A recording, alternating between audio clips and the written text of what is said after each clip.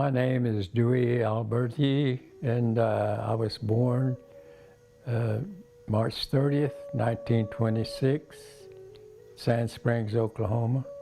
It wasn't in a hospital, it was at a midwife's. So I don't remember too much about that. My memory comes in when the family moved to Hominy, Oklahoma. And some real memories were there, probably 5 years old, up to about 5 years old. We had an old dog before I went to Sequoyah, Jack. I don't know what, big dog. We played with him. And my mom said, after you guys went to school, old Jack went off and never came back. And we'd take old Jack, we made a harness out of that dog like a horse, and we'd run that dog up and down the road, you know. And my older brother, if he get in trouble, you know, which we all maybe, I don't remember getting in trouble so much, but they said that my mom would put him in a dress, you know, as part of his punishment. And he was Gary. He'd be running around on that road out there with old Jack, you know, playing that dog, little dress on him. And then bad things happened. There was trouble, of course, and within the family, and because of that, the family was broken up, and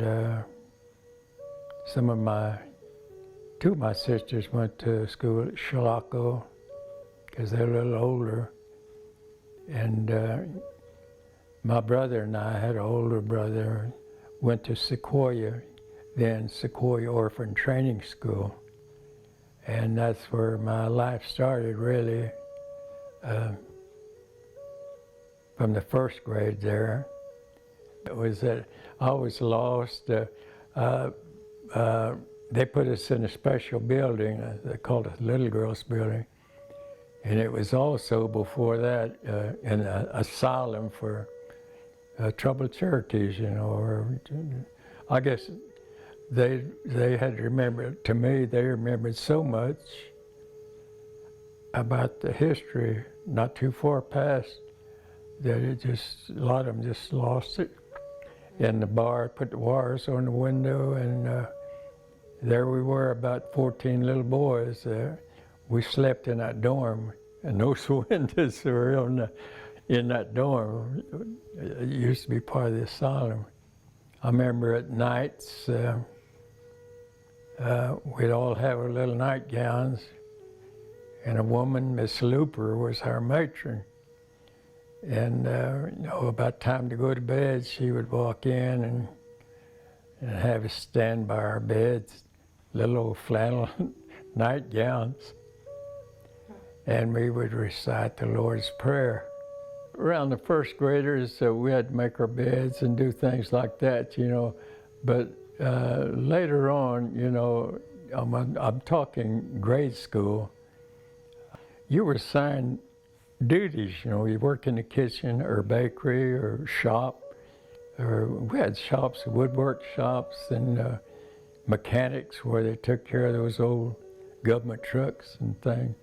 You had a dairy there, and I don't know how many head of cattle, and they had about 6 teams of mules, and that's where they assigned me later. In about the fifth grade, I was assigned to the farm. And I'm going to tell you something, I can still name the names of those mules. I can do it. And we would feed those mules, take them out, hitch them up, go get the garbage from the dining room, take it to the pig pens out there and feed the hogs. After the day's work, we'll bring the mules in, water them, give them some oats, and mount a couple of them, and 2 of us guys would take the mules back out to the pasture. It's right back where the casino is now, in that area, and mules were there. And we'd have our own games on the weekend. We'd made bean shooters, they call them bean shooters, you know, and I never was good at it. Some guys were crack shots. And we'd make her own bats. I get a lot of other country schools did that. Make her own balls. You get one of those cornbread socks and you could unravel it and wrap it around a rock or something and make a ball, baseball, and tape it, and hey, it's pretty good baseball. We'd make our own. We didn't make it. Well, our stilts, you know, we'd go down in the boondocks somewhere and get stilts and walk around on them stilts. And there's no bikes, you know. I think they found one time, some employee's kid, but it didn't have a chain on it. We'd just coast off the campus down the campus. I learned to swim down there, just on down towards, towards that home down there by Park Hill. And the creek down there, I'd see the older boys sitting across the creek, sitting on the banks and talking. And I wanted to prove that I could do that. So I started pretending I was swimming. I'd be walking and I'd give it that, you know, and like I was swimming. And pretty soon I just let loose and my legs weren't walking, but I was swimming. And eventually I could do that. You know, I was a good, and then I could swim over across where the big boys were, you know, talking. I taught myself to swim. Well, all good things come from God, you know, I think. So he helped me out. Cornbread socks, yeah, you get those, and those high-top shoes, boy. And they gave us a little Sunday, go to church. We had to go to church. And little knickers on or something, you know. And sometimes a black shoestring for a tie, but we had to dress up, and we had to be clean to go to church, and they'll go looking for you. You better go in church. We'd have inspection, you know, and we'd have what they call a hotline if you didn't do anything. And the boys' advisor had this double-layered Western belt, and he'd start you off. You'd run that line, and everybody took the belts off, and they got a free swing at you when you ran. There were about 15, 20 guys. You had to run the gauntlet. We were down there, and there was a ladder. Some of those bigger guys, some of the bigger guys had stolen this, or they didn't steal it, they just took the molasses and put a ladder in that old place and went up there in the attic. I guess they got some bread somewhere from the baker and they ate it, because we seen it up there, but we didn't go up there. We were playing about a half dozen of those, and I took that ladder down. And I went out there, and after a while, I heard a rock hit behind me, and Mr. Brown, I think, was picking up another one.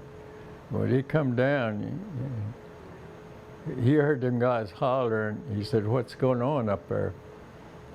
And we went in there, me and him, and them guys were hollering, and he said, "Get that ladder up there for him." You know, I got him up, and they come down. This is some punishment he was good at too. He lined all five or six of us up, and he took that molasses and he put a little on our face, a little on our hair, and kind of rubbed our hair, because we all had that stuff on us. And it was dinner time. We were supposed to have been at dinner. He said, "All right, you guys go eat." And so we had to go in and eat, and there I was with molasses all over. And we'd play down there, rubber guns, you know, we'd get a clothespin, make a pistol or something. I couldn't write home. I didn't know, I was first grade, but she would write a letter for every one of us on the chalkboard, and we'd copy it. So that's how we learned to write. And I learned the grass is green, the sun is shining outside, you know, because she wrote it, and we wrote it too, and they sent that home, you know. I'm going to tell you something.